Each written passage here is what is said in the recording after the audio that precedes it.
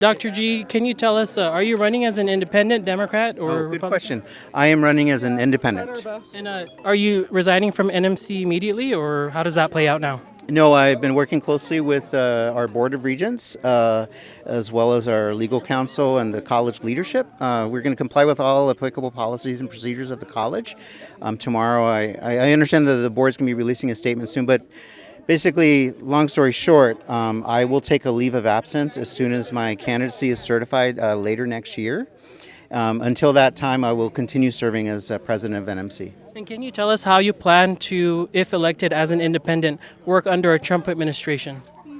Well, gonna open up Congressman Kilili's playbook. He was very effective at securing important legislation for the CNMI while Trump was president the first time around, and that was also Republican Congress. So, that's one reason why I'm running as an independent is I want to be able to work with both sides of the aisle and ensure that the CNMI benefits from legislation. So do you believe that? First decide to run for office? Where did the whole idea come from initially? So the idea came when the idea was planted in my mind the first time there was an announcement of a pause on federal funding, and I remember meeting with my team trying to make sure that everything was stabilized at the college to ensure that our programs would continue to run, that our students would continue to be served. And as soon as I did that, I went around campus just kind of checking in on different offices, different programs, different people, and just trying to provide them with assurances that, hey, we know it's uncertain right now, we know it's turbulent, but we're assuring you that we're going to take care of you. And I ran into people, I ran into employees, I ran into students who were in tears because they were shook. They didn't know what was going to happen, and they were so scared. And that's when it first hit me that, we've done a lot at the college. We've done a lot. Since coming on board, we've been able to make sure we got buildings off the ground. Our student center is almost done. We're going to be breaking ground on more buildings. We're making incredible progress in a lot of initiatives like Sea Grant, and we were able to secure a lot of programs like the Next Gen Grant. But all of that is in jeopardy. And that's when I realized maybe there's more I can do for more people, because I also became aware that many of our students rely on Medicaid, they rely on food assistance, they rely on a lot of programs that are in jeopardy right now. So that's when it first occurred to me, and then I started listening session with my families, with close confidants, with family and friends, and that's when through that process, it took several months, but that's when I decided. Dr. G, you're the first candidate that officially announced candidacy for next year. Why this early? Well, because the problems are here with us now, and I want to be able to get out there and talk with our people, really listen to our constituents, listen to business leaders, listen to people living, throughout the villages. I want to find out what they're experiencing right now, because we're reading all the headlines, right? Yeah. And the headlines are causing a lot of fear, causing a lot of uncertainty. But I want to get out there as soon as possible and find out what are people going through. So that's why I want to start early. Last question. What do you think the NMA delegate should not be doing? What do I think the NMI delegate should not be doing? Let me answer a different question that kind of answers that question. Because some people have asked me, what am I going to do differently than Delegate Kim, right? So I can think of three things. First, there are things happening in Washington that need representation from the CNMI, that need someone from the CNMI who will speak up for us. I kind of like what Mayor R.B. Camacho's slogan is: if you see something, say something, right? Well, in my mind, if you see something, say something and do something. When there are when there are actual cuts to programs like the scholarships that benefit students because of cuts to the National Science Foundation, our delegate should speak up, should say something and do something. When there are proposed cuts to critical programs like Medicaid or federal financial aid or a whole range of other programs that benefit our people, food assistance, who is going to speak up for us? If you see that happening, say something and do something about it. So that's what I intend to do, is to say something and do as much as I can. The second thing is that, Kim and I, we go way back. We both served on the Board of Regents, and, we have a lot of respect for each other, and I think one thing that's very different about the two of us, and perhaps because she's an attorney, is that she tends to maybe be a bit more adversarial. Whereas, I mean, I can certainly be adversarial when the need calls for it, but I prefer to be much more collaborative. I prefer to, go out and talk to someone instead of, talking down to them. And, we need someone who's going to be able to work together with our local leaders, and not sort of berate them. I see a lot of good people here on island, whether they're in elected office or appointed officials or in the public and private sectors. I see a lot of people doing their best to try to, turn things around here in the CNMI. And the last thing we need is for someone from Washington coming back and sort of, dismissing them. We need someone who will be in DC who will speak up for us. And then I think the third thing is that I've always focused on what was possible. That's the way I've always rolled. Like, when I make films, one of my students coined a phrase, it's not low budget filmmaking, it's no budget filmmaking. We've made some incredible shows with almost no money. So I don't like to focus on why things can't happen. I like to ask, how can we make it happen? And believe me, I know Washington, D.C. is the swamp, right? And the political landscape is a difficult landscape to work in. But that's no reason to sort of throw your hands up and say, well, this is the way D.C. works and there's not much we can really do. Kiluli was able to do something. We should be able to do everything we can to exercise our agency to do something and not just say, hey, nothing can be done. That's the way I operate, and that's the way I intend to operate. And, rather than sort of coming back to the CNMI and saying, hey, this is the way DC operates, this is what's going on in DC, we need to go to DC and explain to DC what's going on here in the CNMI. And Dr. G, who's on your staff? Who's your campaign manager? Who's in your core team? Okay, my campaign manager is, for now, is former Congressman Kilili, and my treasurer is former CNMI Secretary of Finance and my aunt, Lucy Nielsen. Those are the two official ones right now. Will the college be in good hands? The college will always be in good hands. To be sure, we've been able to do a lot. I've been privileged to work with an amazing team, and I've been able to really spur a lot of things to happen.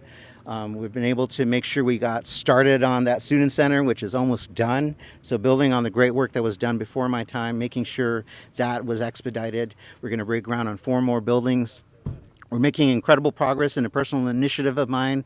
The Sea Grant program that is looking very promising. We were able to launch the Green Growth Initiative.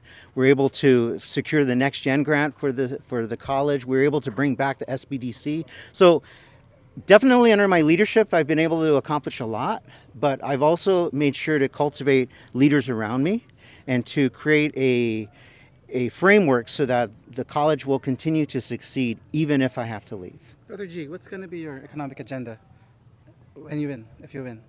Well, 2 things. First, I want to really listen to people. I definitely have my own ideas, okay? And I want to get out there and talk to people, talk to small businesses, talk to big businesses, and learn from them, okay? But right off the bat, I know that we can and we need to do a better job of leveraging what makes the CNMI unique. Right now, there's a tariff war going on, right? And we can leverage our unique tax structure where we are exempt from tariffs, but we're also exempt from the IRS, right? And we can attract investors. And I know that there have been efforts in that regard, but that's one promising area I see. Another thing I see is I've always been about education. That's been my life. And I know for sure that an educated community is a prosperous community. And I see education under assault right now from K through 12 through higher ed. And I intend to ensure that our schools, our educational systems get the support that they need so that they can ensure that we have an educated citizenry. But third and last, in terms of like some ideas I have for reviving the economy, is we need to and I know this gets thrown around a lot, but we really need to diversify our industries.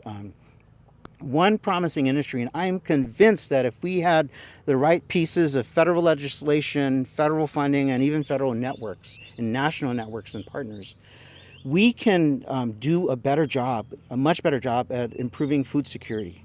We import over 90% of our food. We need to be exporting. During the right after the Japanese era, throughout the trustee days, we were exporting taro to Japan. And when we look at sort of the revolution in food science that's occurring in the world, there is a preference for cleaner, more organic food that is free of toxins. We are a ripe environment for that. So we can do more than just meet the food needs of the CNMI. We could become the breadfruit basket of the Pacific. And we just need to make sure that we marshal all our forces to make that happen. Like, for instance, like one specific thing I've been pushing to do with Congressman Kiluli, and I've even mentioned it to Delegate Kim, is farmers in the U.S. get very generous subsidies because farming is a difficult boom-bust industry, right? So why are the farmers in the CNMI not benefiting from that? We may be a small island, but there's nothing small about our aspirations, about our ambitions. So we need to do more to secure programs like that through legislation to ensure that we're propping up people that need the support here in the CNMI to diversify our economy and improve our economy. You know, there's a lot going back and forth about the whole, between the administration and the Congresswoman's office right now, about tourism coming from China, NX6, EBS TAP, all of that stuff. Do you have any thoughts about any of that?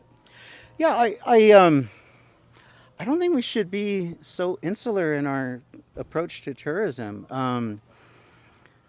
I think we need to separate between the Chinese people and, the Communist Party, of course. But like at a recent economic forum put on by the Saipan Chamber of Commerce, I learned from the tourism board of Hawaii that over 80% of Hawaii's tourists come from the continental U.S. I mean, that's crazy. We're all thinking that it's all Asian tourists going to Hawaii, right? So, sure, there may be more flights going to Hawaii, but we're not that far from places like New Zealand, from Australia, from places throughout Southeast Asia. And I think we really need to revise and refine our scope of what it means to be a tourism destination. And in your speech, you did mention, and correct me if I'm wrong, because it just happened, that we're not benefiting enough from the military buildup.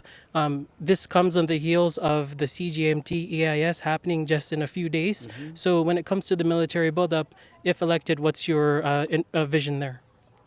Well, my vision is to ensure more specific provisions for the CNMI, so that we are not having to. One of the challenges about being from the CNMI is that we're competing with states like California for grants and contracts. And for example, recently the College Small Business Development Center, we applied for the Apex Accelerator grant or program that would support small businesses to secure more contracts with the Department of Defense. We were turned down for that, even though we had high-ranking DoD officials that said we were going to get it. We didn't get it. And that's really not fair to our small businesses who are just chomping at the bit to serve this growing industry. Another thing is that we need to work with definitely through legislation to ensure that military development equals as much economic development and infrastructure development as an airfield. Furthermore, I think we need to try to work with the Department of Defense so that we're not having to import as much foreign labor. Like there are truck drivers on Tinian from like Virginia or Turkey. Why can't we have someone from the CNMI driving that truck? You mean to tell me our people can't learn how to drive that truck? So there are a lot of things about the growing military industry that are leaving the people of the CNMI behind. And I've seen it firsthand, and I've tried to make sure that our people are not left behind, but I think there's a lot more I can do in D.C. And Dr. G, just one last question. I know you said your plan is to resign next year. Is that correct? Once you or when you officially file your papers, which is not immediately, right? No, the policy is that I take a leave of absence, and so that's not resigning. If the board chooses to keep me, that's entirely up to them. Oh, so it's a board decision. It's a board decision, yeah. But the policy allows me to take a leave of absence, and if given the humbling privilege of representing the people in from the CNMI in U.S. Congress, I will definitely have to resign. But when I certify my candidacy, I don't have to resign just yet. Okay, I'm just curious if you wonder if this announcement might have any impact to ongoing projects at NMC, given the political nature of it all. Well, I mean, I would be naive to think that politics doesn't affect us here in the CNMI, but we've always taken great pride at NMC on being a political-free zone. We make that a very deliberate, intentional effort, and I remain committed to doing that, and I don't see that changing.